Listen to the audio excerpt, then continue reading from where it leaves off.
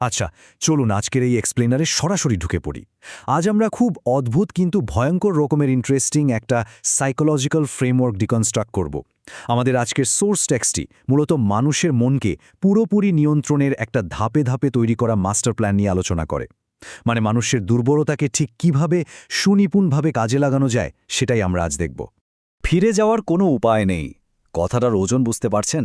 Just ভাবুন, মূল কৌশলগুলো নিয়ে আলোচনা করার আগে এই বাক্যটা আমাদের গন্তব্য সম্পর্কে একটা পরিষ্কার ধারণা দিচ্ছে। আজকের সোর্স টেক্সটের আল্টিমেট গোল কিন্তু এটাই, এমন একটা অবস্থা তৈরি করা যেখানে একজন ব্যক্তি পুরোপুরি আটকা পড়ে যান আর তার পেছনের সব রাস্তা চিরতরে বন্ধ হয়ে যায়। আজ আমরা মূলত এই নির্দিষ্ট ডকুমেন্টটাই ব্যবচ্ছেদ করব। আমরা খুব কাছ থেকে দেখব কিভাবে এখানে দুটো সম্পূর্ণ বিপরীতধর্মী শক্তিকে একসাথে মিলিয়ে মানুষের উপর নিয়ন্ত্রণ প্রতিষ্ঠার কথা বলা হয়েছে। এই ডকুমেন্টের পরতে পরতে লুকিয়ে থাকা মনস্তাত্ত্বিক নিয়ন্ত্রণের গভীর সব কৌশল আজ আমরা ডিকোড করতে যাচ্ছি। আলোচনার শুরুতেই আসছে ফেজ 2 বা দ্বিতীয় পর্যায়, বিপথগামী করা। আর এর সাবটাইটেলটা খেয়াল করুন, এর লক্ষ্যই হল পিছু হটা অসম্ভব করে তোলা।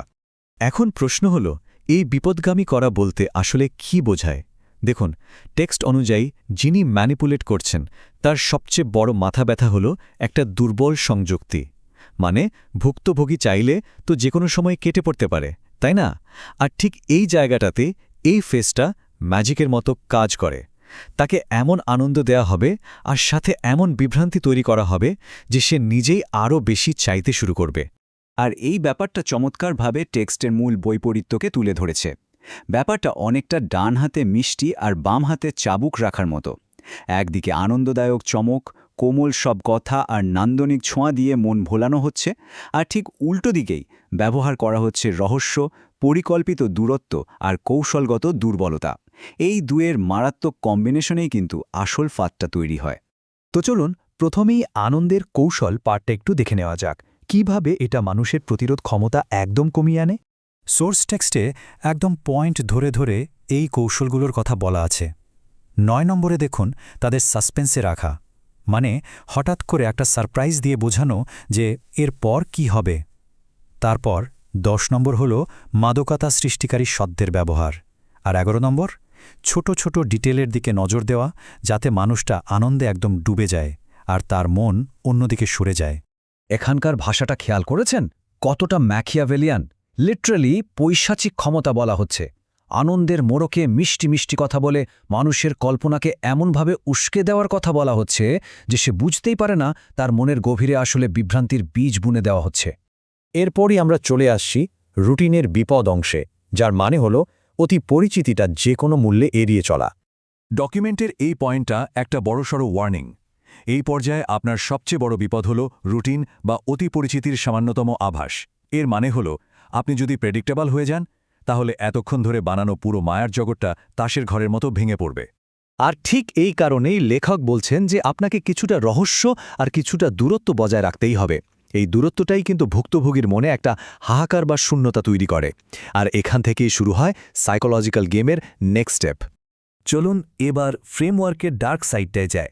রহস্য এবং বিভ্রান্তিকে হাতিয়ার হিসেবে ব্যবহার করে ভুক্তভোগীকে পুরোপুরি অস্থিতিশীল করে তোলা। এখানে বিভ্রান্তির কৌশলগুলো দেখুন।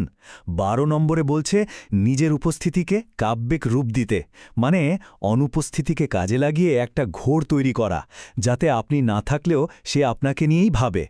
আর 14 নম্বর পয়েন্টটা তো আরও সাংঘাতিক, আকাঙ্ক্ষা এবং বাস্তবতার সীমারেখা মুছে ফেলা, যাতে সে ভাবে যে সে বুঝি তার স্বপ্নের জগতেই বাস করছে। সত্যি বলতে কি, 13 নম্বর কৌশলটা আমার কাছে সবচেয়ে ইন্টারেস্টিং লেগেছে। আপনার দুর্বলতার একটি সময়োপযোগী প্রদর্শন। চিন্তা করুন, এখানে ইচ্ছা করে নিজের দুর্বলতার নাটক করতে বলা হচ্ছে, যাতে ভুক্তভোগী ঘুণাক্ষরেও সন্দেহ না করে যে তাকে ম্যানিপুলেট করা হচ্ছে। নিজের আসল উদ্দেশ্যকে ডেকে রাখার একদম পারফেক্ট একটা ক্যামোফ্লাশ, তাই না? আর এভাবেই আমরা পৌঁছে যাই সেই চূড়ান্ত পর্যায়ে, যেখান থেকে ফেরার আর কোনো উপায় নেই, বিচ্ছিন্নকরণ। এতক্ষণের এই পুরো ফ্রেমওয়ার্কটা এসে ঠেকে এই 15 নম্বর পয়েন্টে। এটাই হলো এই ডকুমেন্টের আল্টিমেট মাস্টার স্ট্রোক। তাদের প্রতি আপনার মনোযোগ এমনভাবে নিবদ্ধ করুন যাতে বাকি পৃথিবী অদৃশ্য হয়ে যায়।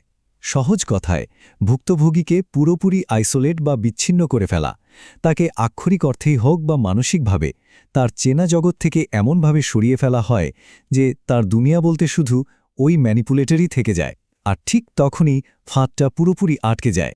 ওয়েল, এতক্ষণ ধরে এই ইন্টেন্স একটা ফ্রেমওয়ার্ক ডিকনস্ট্রাক্ট করার পর একটা দারুণ প্রশ্ন জাগে। ভাবুন তো, আনন্দ আর বিভ্রান্তির এই যে দ্বৈত খেলা, এটা আমাদের দৈনন্দিন মিডিয়া, নজরকাড়া বিজ্ঞাপন বা এমনকি আমাদের চারপাশের সাধারণ সম্পর্কগুলোতে কিভাবে কাজ করছে। একটু খেয়াল করলেই দেখবেন এই মেকানিজমগুলো হয়তো আমাদের চোখের সামনেই রোজ ঘটছে। আমরা আনন্দের পেছনে ছুটছি আর না বুঝেই বিভ্রান্তির জালে আটকা পড়ছি। ব্যাপারটা নিয়ে কিন্তু গভীরভাবে ভাবার আছে, ফর শিওর। আমাদের আজকের এই বিশ্লেষণের সাথে থাকার জন্য অনেক ধন্যবাদ।